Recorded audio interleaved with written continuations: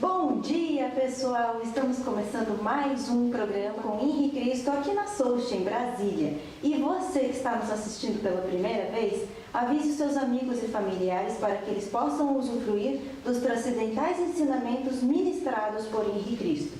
Sejam bem-vindos descontentes, livres pensadores, ateus, curiosos e os que estão insatisfeitos com a vida na sociedade contemporânea. Questionem Henri Cristo, sanem suas dúvidas, assim poderão viver melhor na Terra, mesmo face a um mundo tão conturbado, aparentemente sem esperanças.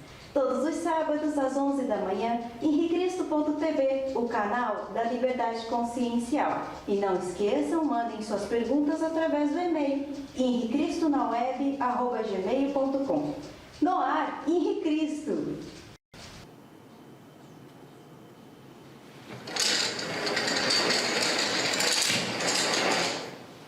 Que a paz seja com todos. O Pai eterno e inefável, Deus infalível, Criador do Universo, das culminâncias do Teu reino, do trono do Teu poder, do alto do qual Teus olhos temíveis tudo descobrem, tudo veem, abençoe Teus filhos com saúde, luz e justiça, porque Tua é toda glória para todo sempre, ó Pai. Tardas jamais são as dádivas celestes. Haverá renovação na face da terra.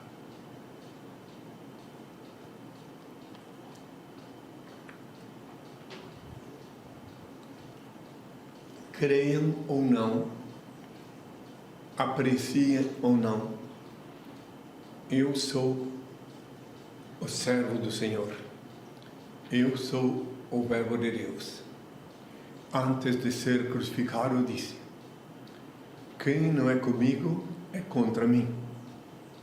Quem não junta comigo espalha. Quem pega no arado e olha para trás não é digno da lavoura. Outro sim disse: ninguém serve a dois senhores. E um filósofo, tentando assimilar, disse: ninguém monta em dois cavalos. É verdade. Eu disse ainda: não atireis aos porcos as vossas pérolas, não deis aos cães o que é santo, a fim de que não suceda que eles, calcando-os com os pés, se voltem contra vós. Bem-aventurados pobres de espírito, o reino do céu será deles. Bem-aventurados mansos, eles herdarão a terra. Bem-aventurados que choram, eles serão consolados. Bem-aventurados que têm fome e sede de justiça, eles serão saciados. Bem-aventurados pacificadores, eles serão chamados filhos de Deus. Bem-aventurados misericordiosos, eles alcançarão misericórdia. Bem-aventurados corações puros, eles verão Deus. Bem-aventurados que são perseguidos por causa da justiça, o reino do céu será deles. Bem-aventurados sereis quando vos insultarem, quando vos perseguirem e quando disserem falsamente contra vós toda sorte do mal por minha causa. Alegrai-vos e exultai, pois é grande a vossa recompensa lá nos céus. Foi assim que perseguiram os profetas que vieram antes de vós. A vossa luz brilha aos olhos dos homens, e quando eles veem as vossas boas obras, eles rendem glória ao vosso Pai que está nos céus. Não julgueis para não serdes julgados, porque da mesma forma com que julgardes, também vós sereis julgados. E com a medida com que tiverdes medido, também vós sereis medidos. Peça e se vos dará, busque e encontrareis, bate e abrir-se-vos-á. Porque todo aquele que pede recebe, que busca encontra, e que bate abrir-se-á. Quem dentre vós dará uma pedra ao seu filho, se este lhe pedir um pão? E se lhe pedir um peixe, dar-lhe uma serpente? Se vós, pois, que sois maus, sabeis dar boas coisas aos vossos filhos, quanto mais vosso Pai Celeste dará sempre boas coisas aos que lhe pedirem. Disse ainda: um pouco e me vereis, outra vez um pouco e não me vereis, porquanto vou para o Pai. Todavia digo-vos a verdade, A vós convém que eu vá, porque se eu não for, o Consolador não virá a vós, mas quando eu for, eu vou-lo enviarei. Muitas coisas tenho a vos dizer, mas vós não as podeis suportar agora. Quando vier, porém, o Espírito de verdade, ele vos guiará na verdade plena, porque não falará por sua conta, e sim tudo o que tiver ouvido. Ele me glorificará, porque receberá do que é meu. Tudo que o Pai tem é meu, por isso eu disse que ele receberá do que é meu, e anunciar-vos-á as coisas que haverão de vir.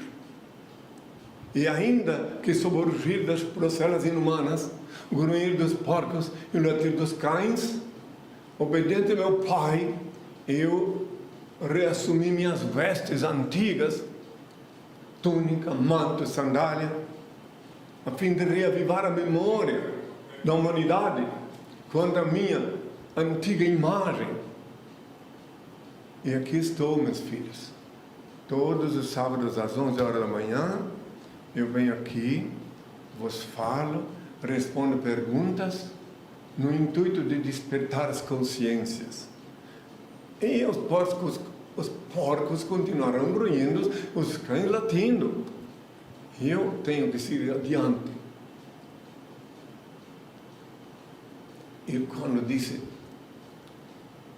anunciar-vos as coisas que haverão de vir, eu anunciei durante décadas em toda a América Latina, na Europa e ainda agora ao mundo, o que ouvi da parte de meu Pai.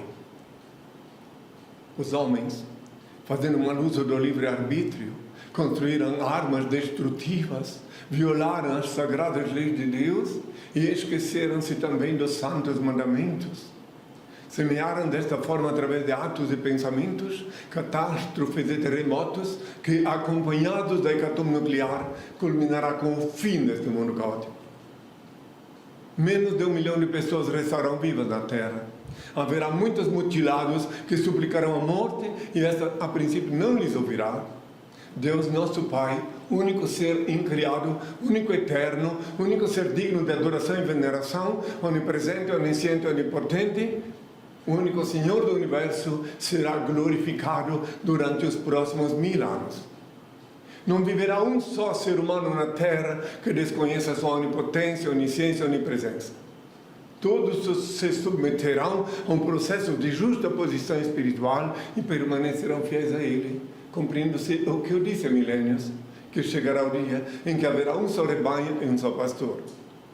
Os eleitos e seus descendentes não quererão disputas políticas, territoriais nem religiosas. Todos caminharão juntos, com o pensamento voltado para um só ideal. A fraternidade existirá efetivamente entre os homens que, despidos da hipocrisia, ódio, maldade, egoísmo e da chantagem emocional, estarão empenhados em cumprir os santos mandamentos. As prisões serão transformadas em escolas, porque o homem purificado no sofrimento evoluirá e a delinquência será controlada. A medicina transcenderá e encontrar a cura dos males que atormentam o corpo no espírito, porque após muito sofrimento e erro, a humanidade se conscientizará que todas as fraquezas e todas as enfermidades físicas têm sempre início na enfermidade da alma. O sexo será exercitado como um rito de veneração a Deus. O homem, despido de seus instintos bestiais, quase consciente dos mistérios da procriação, unir-se à mulher sob a luz da espiritualidade, reconhecendo a sua origem divina. O dinheiro será utilizado unicamente como um elo sagrado, vital, que facilitará o relacionamento humano. A humanidade voltará à vida simples e livre, em comunhão íntima e perene com a natureza, e preferirá o manjar simples e natural dos frutos e vegetais. A profissão mais nobre durante os próximos 1000 anos será a agricultura. O homem buscará na mãe terra o pão místico para o banquete divino, com a mesma inocência que as crianças buscam no seio materno, o leite vital que lhes faculta o crescimento e a sobrevivência ante o olhar dúlcido e aprovador de nosso Pai. Quando eu me referi que o homem buscará na mãe terra o pão místico para o banquete divino, com a mesma inocência que as crianças buscam no seio materno, o leite vital, eu estava me referindo que os homens voltarão à vida simples, natural, será banido, transgênico, todas essas porcarias que inventaram para contaminar a alimentação. O homem tomará consciência, os sobreviventes tomarão consciência de que a mãe terra é a mãe verdadeira e que não se pode tripudiar dela, não se pode modificar em laboratório as coisas que ela generosa nos oferece. Isso é coisa para depois. A maioria agora que está me ouvindo pode pensar e falar o que quiser. O importante é que eu sei o que estou falando da parte do meu pai, que eu já falei há muitas décadas, 40 e poucos anos que eu estou falando isso, em 2 continentes e agora ao mundo. Eu sei que vai ser assim. E os seres raciocinantes, aqueles que não rastejam como réptil na terra, raciocinam e percebem que tem lógica no que estou falando. E começaram a refletir.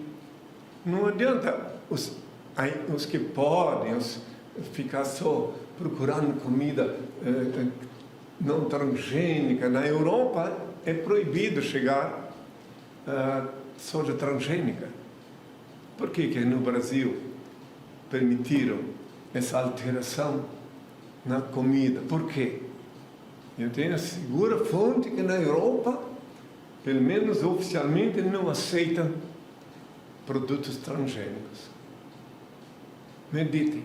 Por quê que houve tanta celeuma na época que queriam impor os produtos transgênicos? Tem um governador do Paraná que naquele tempo lutou para tentar impedir, mas não adiantou.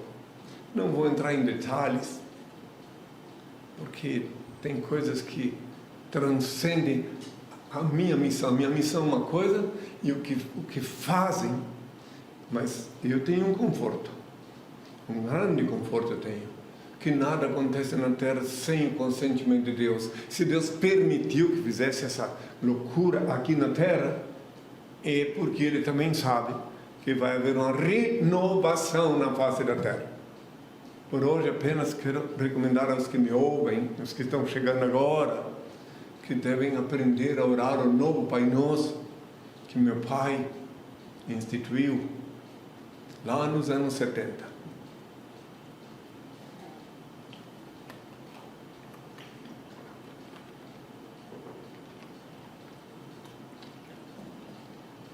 Eis como deveis orar a partir de hoje. Ó Pai eterno e inefável, Deus infalível, Criador do Universo, santificado seja Teu nome, seja feita a Tua vontade, assim na terra como no céu. Graças te dou pelo manchar que emana em Ti. Aparta-me dos erros, ilumina-me, para que eu te sirva sem equívocos, glorificando-te, hoje e sempre, ó Pai. Veja, meus filhos, agora estou falando. Falei, estou falando, vou falar, vou responder perguntas. E a maioria está boiando. A maioria é uma minoria que pode entender o que estou falando. Por isso que eu disse, muitos são chamados de poucos os escolhidos. Está em Mateus 20, versículo 16. Porque quem escolhe não sou eu. Eu falo, eu tenho que falar, eu sou, sim, creiam ou não, o verbo de Deus. Eu falo. Agora, aqueles que obstinadamente continuam invocando o meu nome antigo obsoleto Jesus, continuam dizendo aleluia, aleluia nos templos farisaicos evangélicos, eles continuam blasfemando e não são não lhes é dado a vislumbrar o significado de minhas palavras.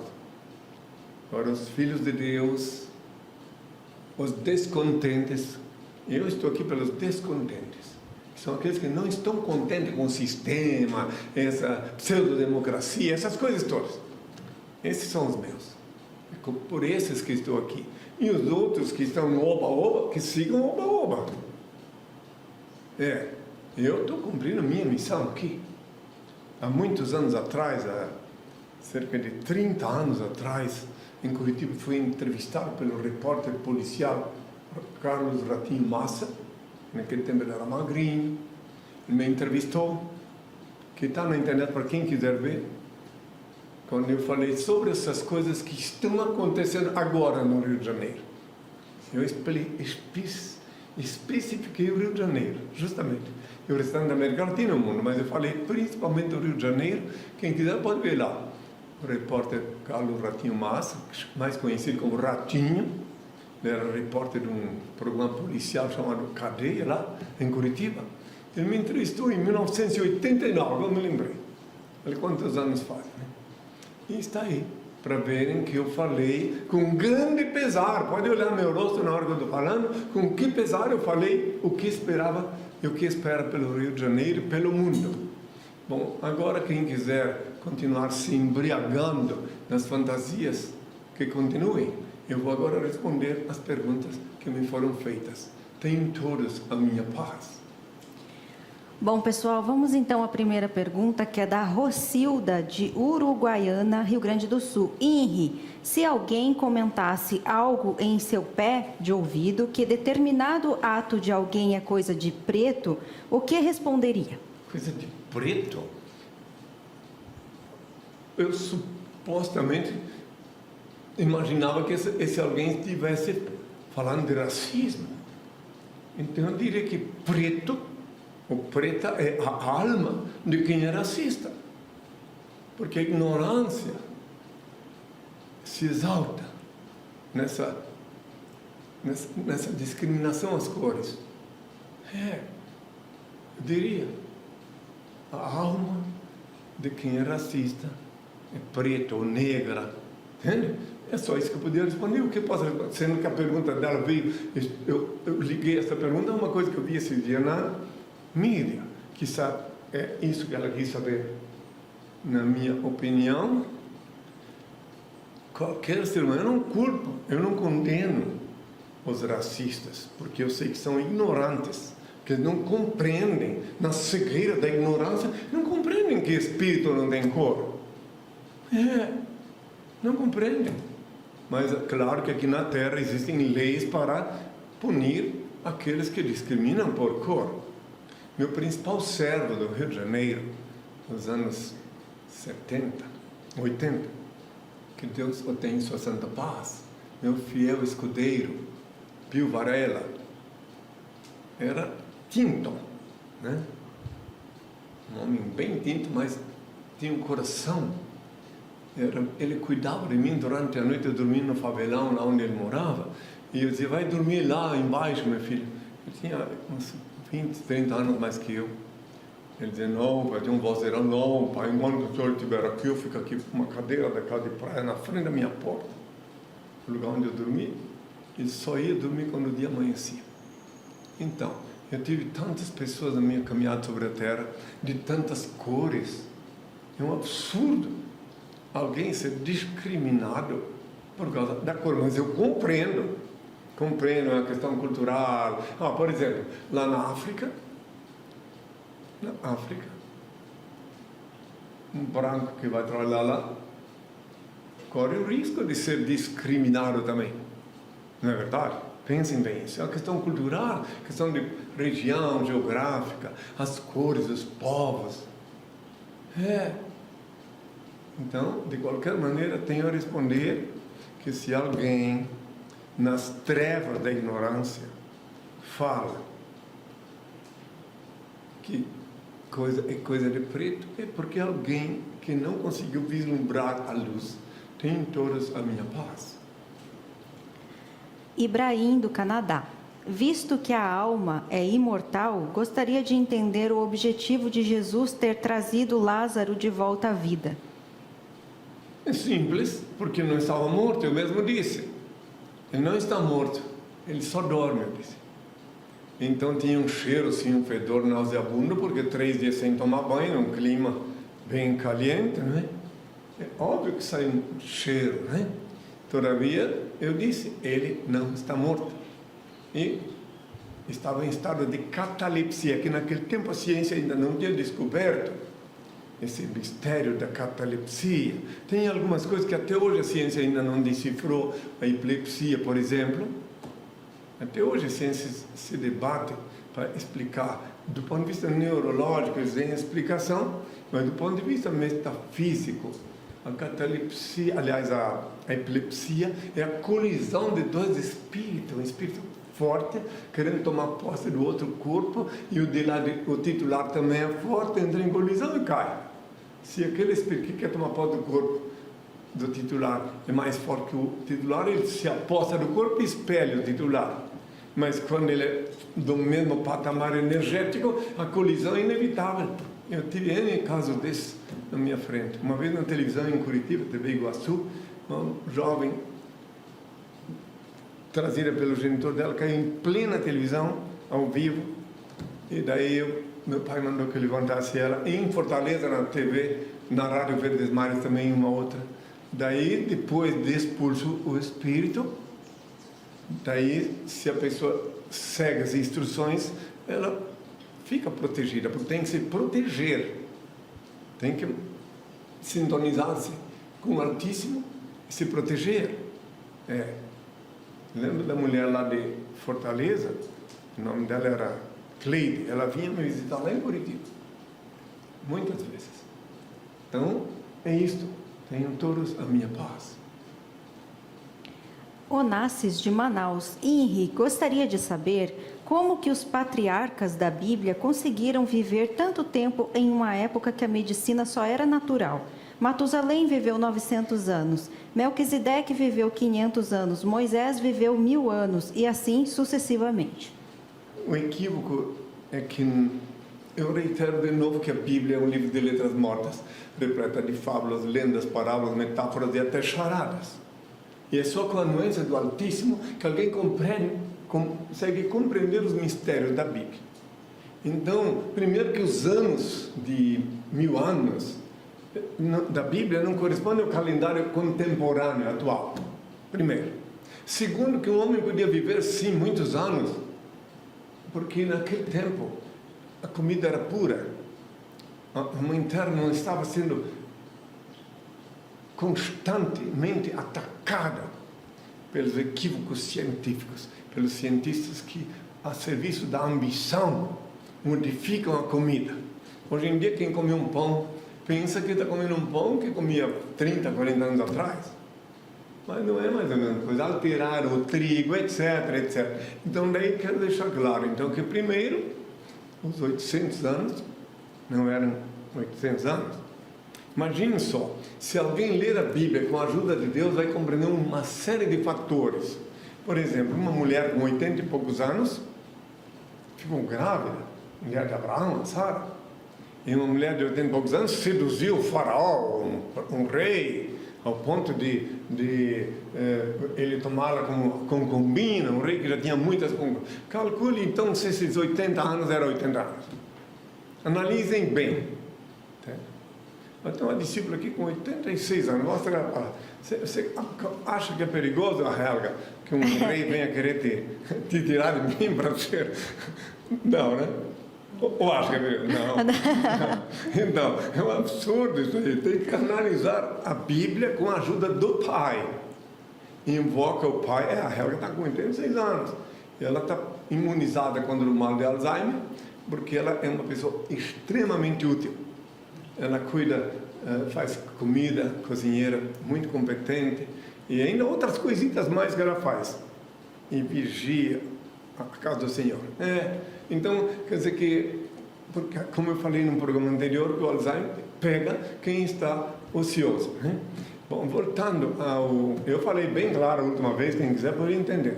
Agora, voltando a esta parte que ele citou da Bíblia, que tinha, não sei, 1000 anos, ele confundiu, que parece, se não me engano, quem dizem que viveu 1000 anos, não foi Moisés. Mas isso não importa. Importante que o calendário, a Bíblia tem que ser lida, pode ser lida assim, mas sempre pedindo ao Pai, antes de abri-la, ó Pai bondoso, me concede a graça de entender os teus mistérios. Se tu vai ler a Bíblia sem pedir ao Pai, tu vais acreditar piamente que Deus se equivoca, que se arrepende, então não é Deus. Na Bíblia está escrito que ele se arrependeu do dilúvio, que se arrependeu de criar um ser humano. Erro de tradução, erro de quem escreveu. Olha, N palavras que são escritas. Hoje mesmo eu li uma palavra num livro de história, que rosto. Em espanhol quer dizer rosto. Agora, ali eu fui indagar melhor o que se tratava. É um local onde o César se situava, um local de honras para ele. Então, quer dizer, se uma pessoa lê uma coisa sem pedir ao Pai a anuência, vai acabar falando por aí abobrinhas. Tem que pedir ao Pai, principalmente a Bíblia. Imagine, milhares de anos. Então, pede ao Pai para ele te inspirar, para ele ver se aquilo que ali está corresponde com a realidade, ou se é uma coisa, uma fábula, uma lenda. E aí sim, tu caminhas com segurança na terra. Tenham todos a minha paz. Perla, de Florianópolis. Meus pensamentos refletem no universo? Tudo o que penso pode ter consequência para alguém do outro lado do mundo? Depende, né, filha? Se tu por acaso tiver alguém no outro lado do mundo conectado contigo e tu emitir teu pensamento na direção dessa pessoa, ela está pensando em ti, então tu podes sim interferir na vida dessa pessoa se ela estiver receptiva, né? Isso se chama-se aqui na Terra de telepatia. Então pode sim, mas só se tiveres uma conexão com alguém, porque senão uma pessoa sozinha não pode interferir num outro continente com o pensamento, exceto se esse pensamento que ela está tendo não é dela. Se é uma coisa que Deus despejou sobre ela, se ela tem o dom da vidência e está vendo uma coisa que vai acontecer no outro continente, aí pode ser sim. Agora, tudo depende do motivo que ela elaborou essa pergunta, né? Perla. Perla. Nome de cantora. Tenham todos a minha paz. Cirlei, de Tubarão, Santa Catarina. INRI, o que respondo às pessoas que dizem que Jesus era humilde e não tinha trono? Porque há 2000 anos, ninguém também lhe fez um trono como esse que usa atualmente? Quem é o nome dela? Cirlei. De quando? De Tubarão, Santa Catarina. Pois é o seguinte, há 2000 anos, quem me tratou regiamente como príncipe do reino de Deus, porque eu sou o rei é meu pai, o rei dos reis é meu pai. E eu sou o príncipe regente do reino de Deus, queiram ou não, creiam ou não. E quem me honrou, ironicamente, com trono, coroa, todos foram os meus inimigos. Eles não sabiam na hora que me colocaram uma coroa de espinhos, me vestiram com vestes, ironizando, né, com vestes régias, que eles estavam oficializando para a posteridade, para a humanidade, a minha condição de príncipe regente do reino de Deus.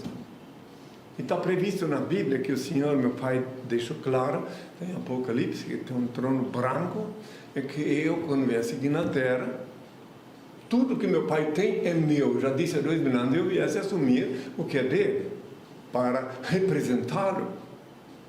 Claro que, reitero uma vez mais, contra as procelas inumanas, o rugir das procelas inumanas, o grunhir dos porcos e o latir dos cães, mas eu continuo cumprindo a vontade do meu Pai. Outra coisa, esse trono que aqui está, não fui eu que fiz, nem mandei fazer. Foi um servente de pedreiro que fez esse trono. A madeira foi comprada por um que Deus o tem, um alemão bendito, Fernando Jung. E o trabalho artesanal foi um servente pedreiro que fez por ordem do Altíssimo. Porque o Senhor não escolhe os capazes para a obra dele, Ele capacita os escolhidos. Ele mandou, o servente pedreiro fez minha coroa, minha primeira coroa, né?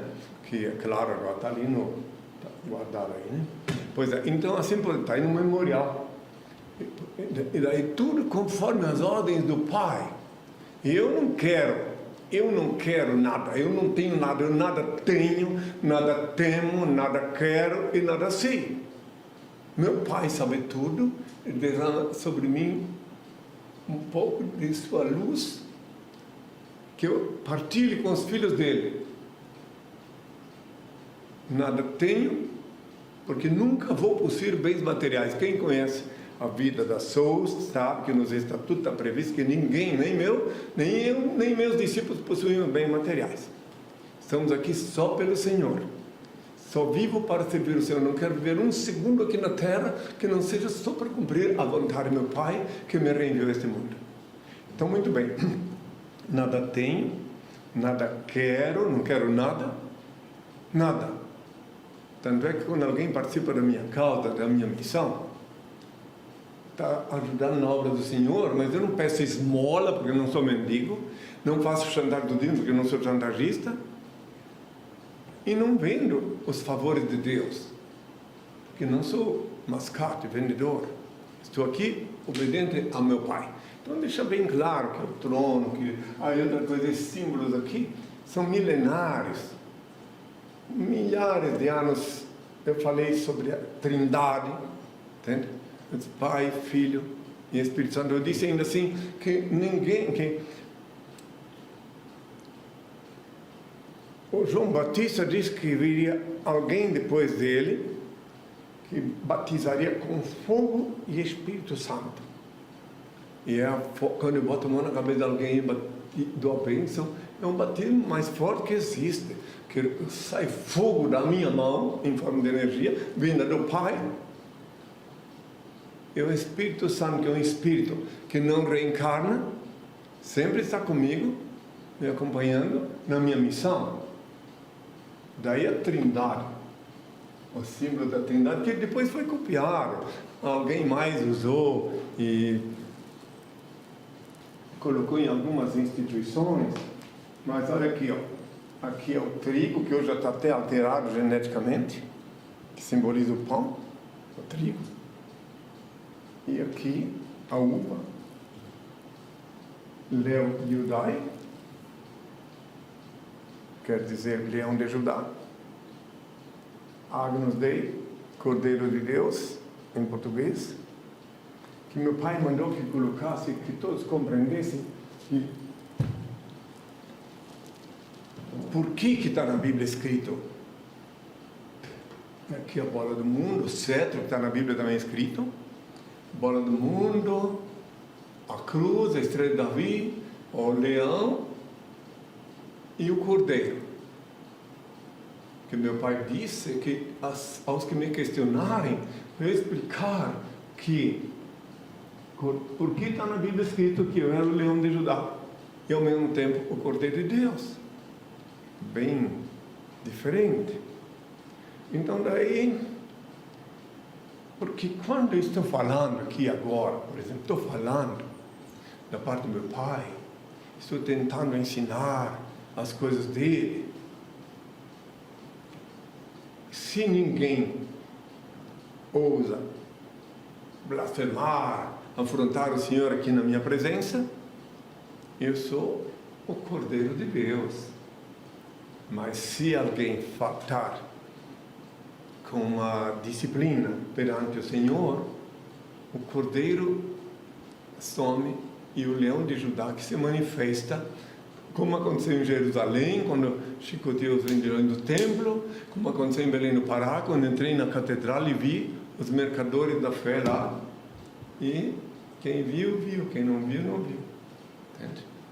Então, meus filhos, é isto. Eu acho que está explicado por hoje, né? Não sei o que mais que ela quer dessa pergunta, né? Tenham todos a minha paz. Orlando de Mafra, Santa Catarina. Inri, meu filho mal nasceu e já ganhou um celular. Hoje em dia, ele sabe mais do que eu sobre tecnologia.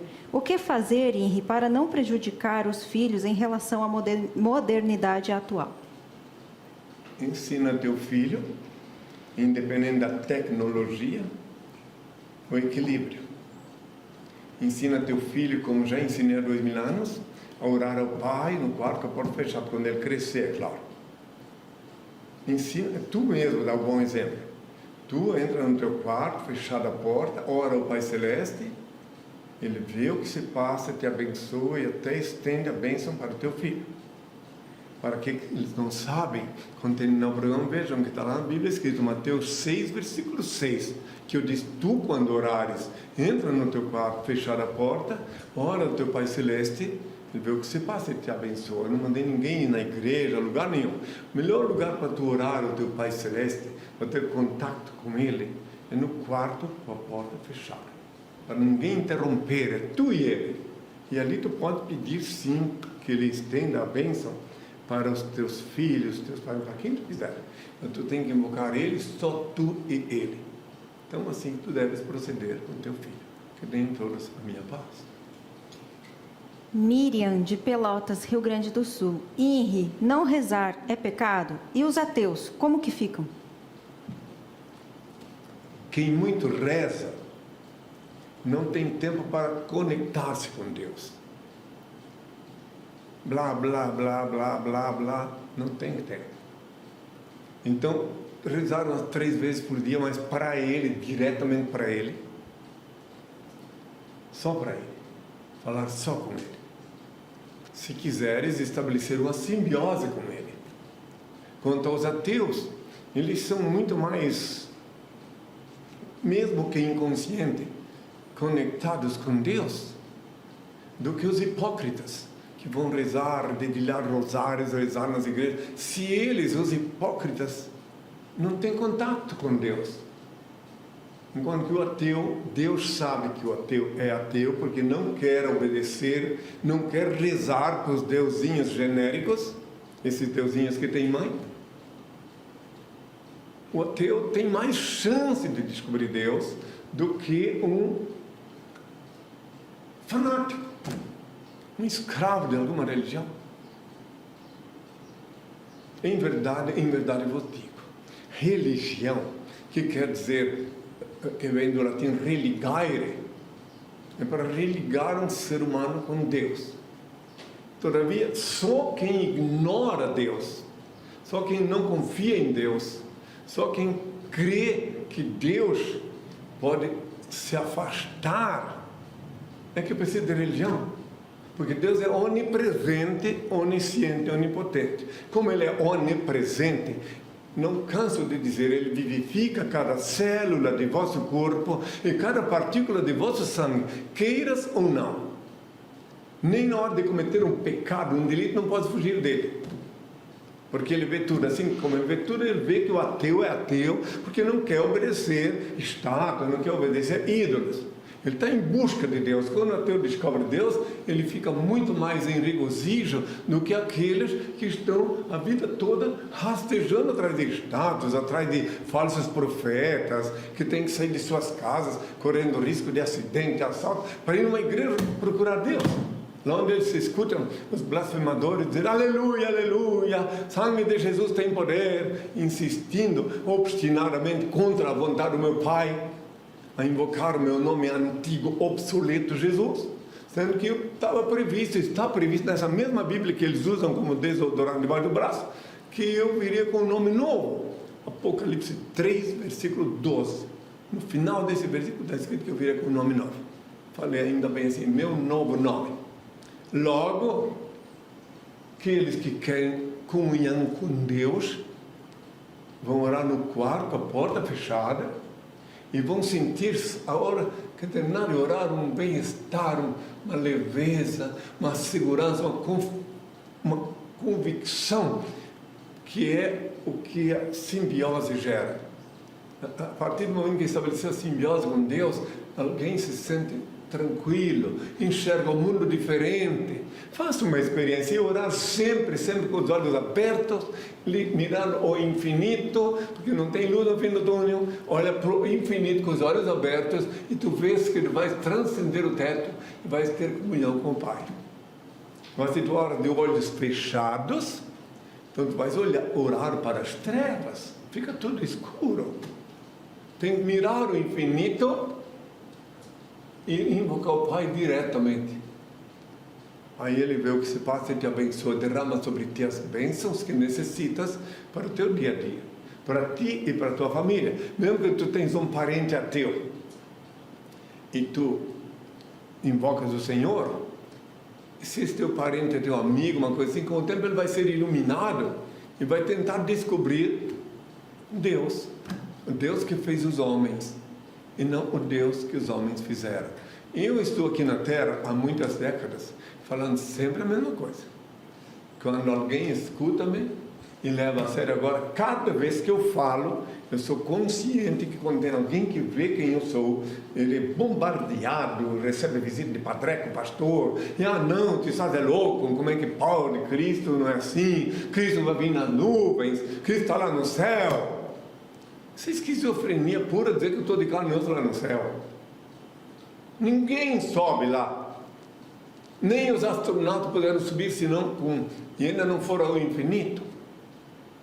Então ninguém pode. É uma mentira mais sem vergonha que eles pregaram, que eu fui para o céu de carne e osso. Ainda bem que a ciência, inspirada pelo Altíssimo, agora veio desmentir.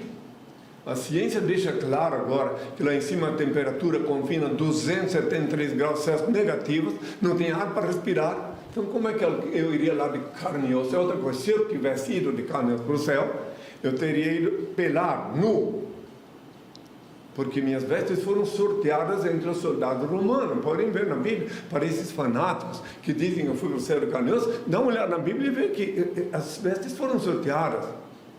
Então eu iria nu lá para o céu.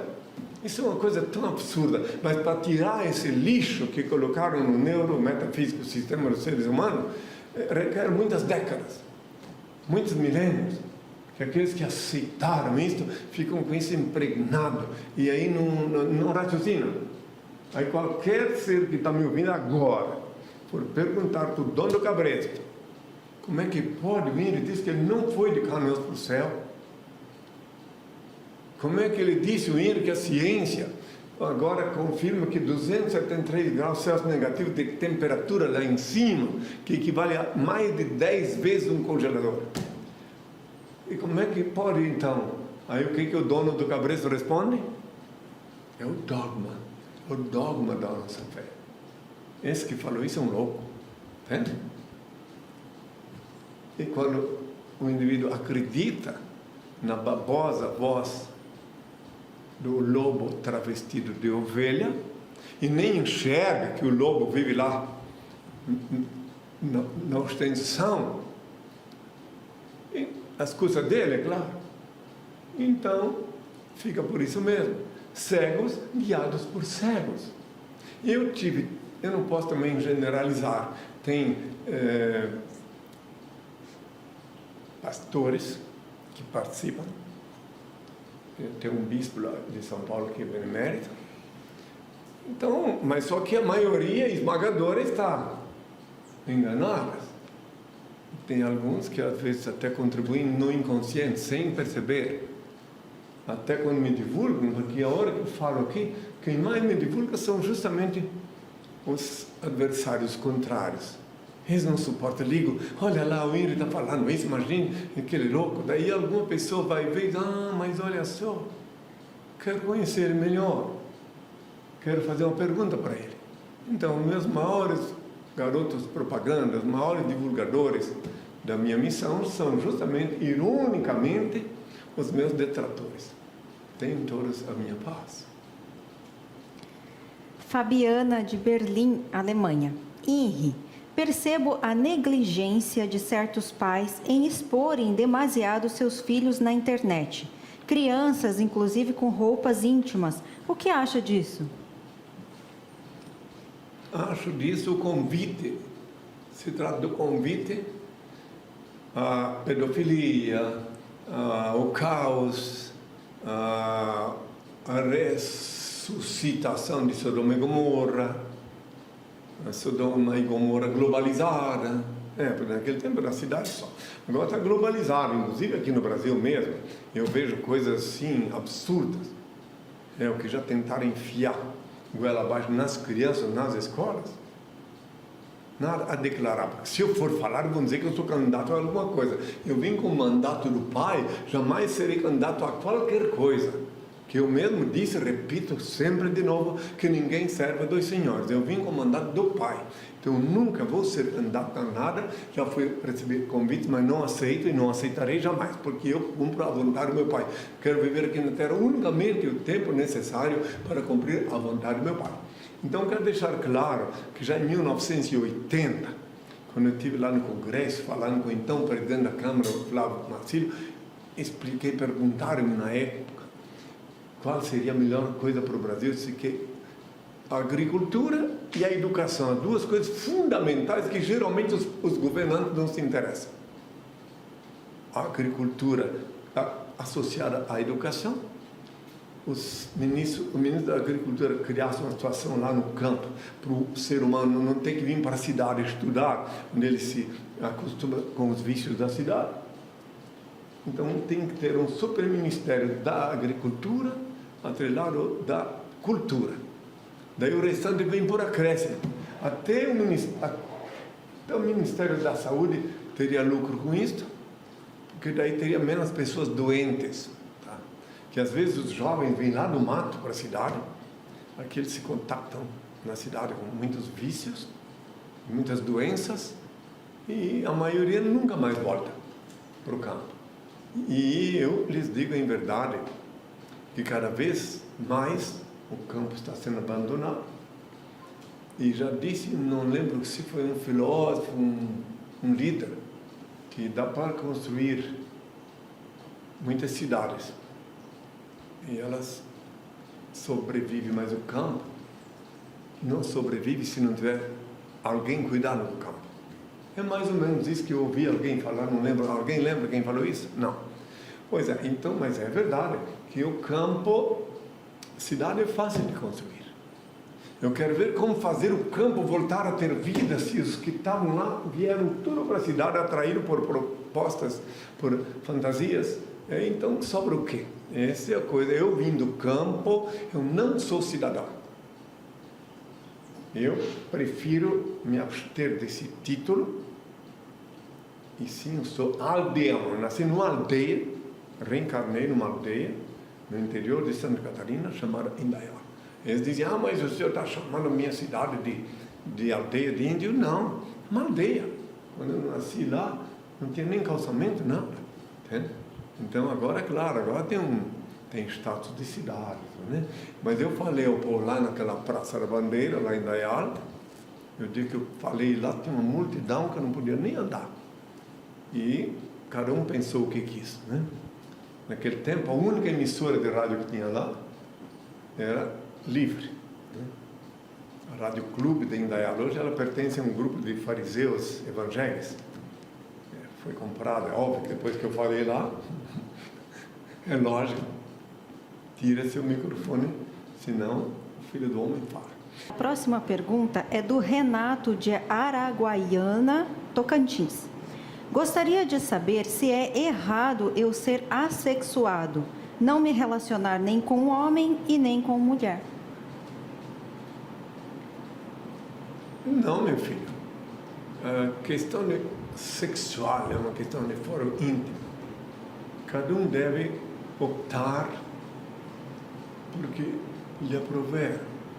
Por exemplo, eu vivo só para o Senhor. No meu caso, desde 1979, quando meu pai me deu poder sobre a carne, em Santiago do Chile, no jejum, já não vivo como os homens do mundo. Então, quando me perguntam meu estado civil, eu digo celibatário, né? E assexuado é um celibatário. Pode ser se tivesse um homem, não é do verbo, afinal de contas, eu não disse a idade dele, né? Não. De repente Deus está te abençoando com uma forma de não pegar essas doenças que hoje em dia inventaram aí, em laboratório, tipo AIDS, etc. De repente, se tu te comunica com Deus, já que tu me fizeste essa pergunta, certamente já escutaste eu dizer que deves procurar fazer uma simbiose com o Pai. Aí Ele te mostrará o que deves fazer de ti. Que o teu corpo é um templo sagrado. Teu corpo é um veículo cela. Ao mesmo tempo que é um veículo com o qual tu andas, é uma cela onde estás retido.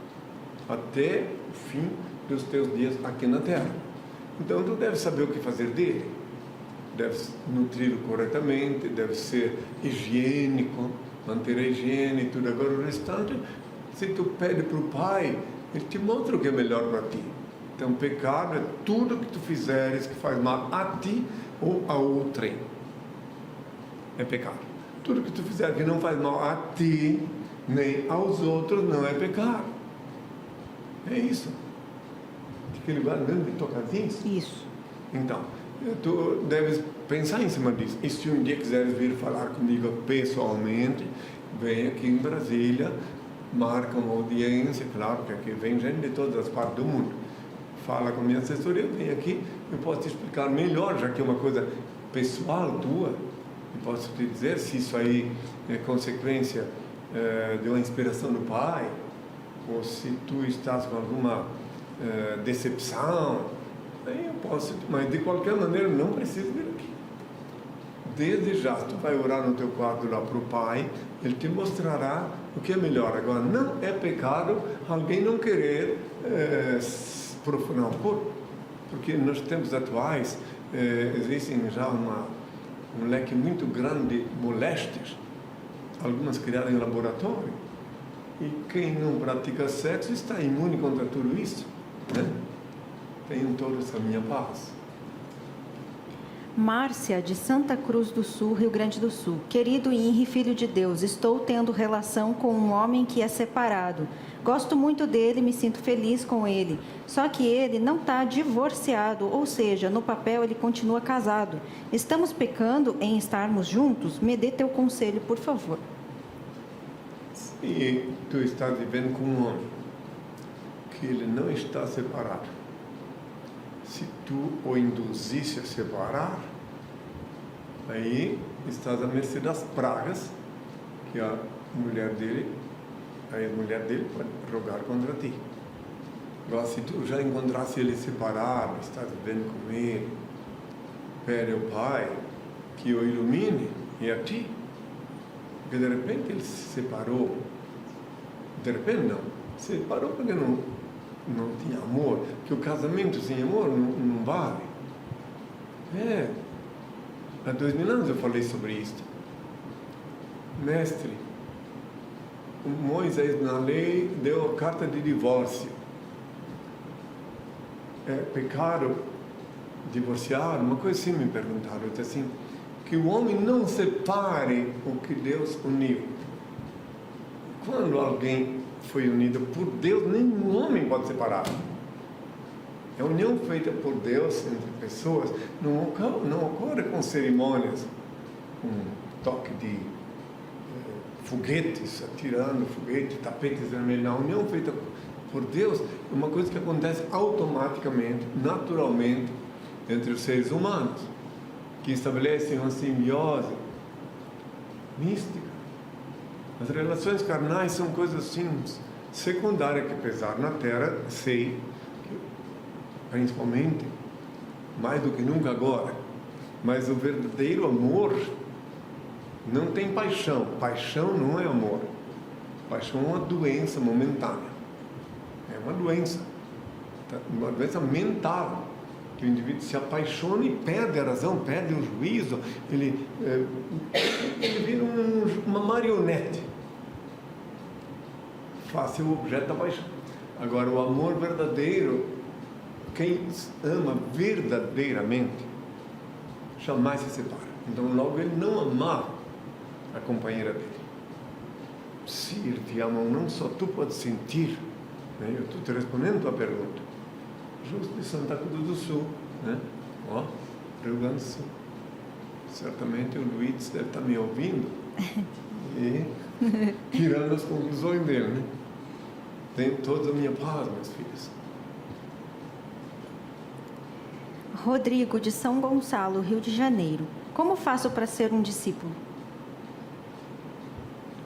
Ixi, meu filho, para ser discípulo tem primeiro saber quem eu sou. Para ser meu discípulo tem que saber quem eu sou, primeira coisa.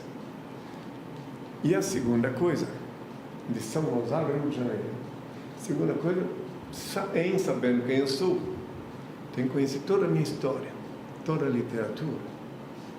E daí já tu compreenderás lá, ao adentrar na minha história, na literatura, já terás uma compreensão maior para a resposta dessa pergunta. E por último, depois de tudo isso, vem na minha presença, me questiona pessoalmente, porque quem escolhe os meus discípulos é meu Pai. Ele é o único que escolhe. Então, é assim. Lembrando de novo que eu disse há 2000 anos que muitos são chamados de poucos escolhidos. Que eu chamo todos, quando estou na mídia. Agora, meu Pai que escolhe. E como Ele escolhe? Revelando ao escolhido a identidade do Filho do Homem. Daí o restante vem por acréscimo. Alguns demoram muito, outros menos, outros me viram já há 2000 anos e só me encontraram no estado, ver que eu sou o mesmo. E outros ficam querelando, questionando. Então, seja muito bem-vindo de São Gonçalo, Rio de Janeiro. Venha me visitar pessoalmente. E aí o restante flui, se é da vontade do Pai. Tem todos a minha paz. Fernando, de Goiânia. Gostaria de saber qual a opinião do Sr. Henri Cristo sobre a comunicação dos idiomas. Não vou nem entrar no detalhe da Bíblia, da Torre de Babel. Vou diretamente dizer que a comunicação é muito importante. Não tem nada mais importante aqui na Terra do que a comunicação.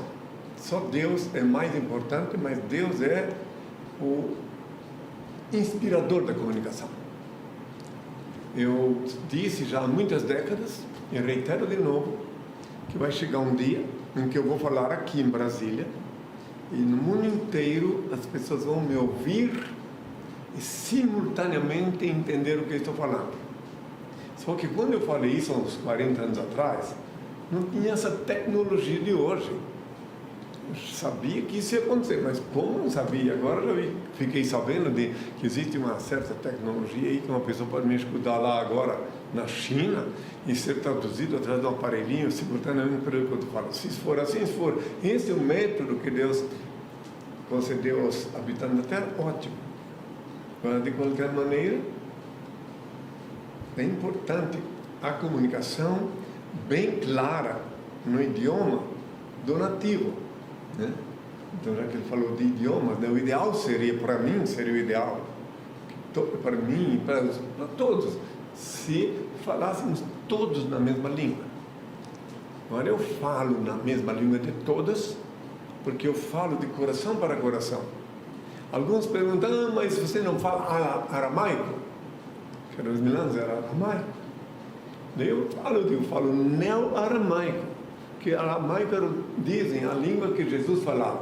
E como eu sou o mesmo de ontem, hoje e sempre, o idioma que eu falo a priori é o português, que eu digo que é o neo-aramaico, porque ele é ligeiramente diferente do português do Portugal. Daí um dia um apresentador disse assim, mas é meio parecido. Mas foi Jô Soares. Eu digo sim, mas em português de Portugal se escreve farmácia com PH, né?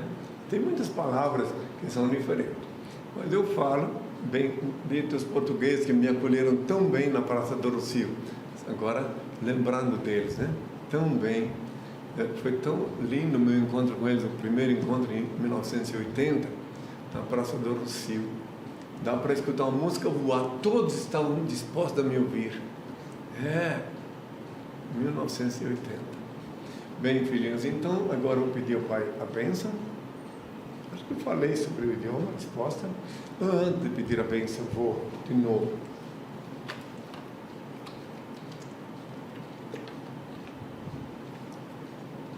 Lembrar a todos os que me ouvem, incluindo principalmente os que estão chegando, que na luz de meu Pai, Senhor e Deus que é em mim, eu continuo amando todas as criaturas que se movem sobre a terra, sem exceção.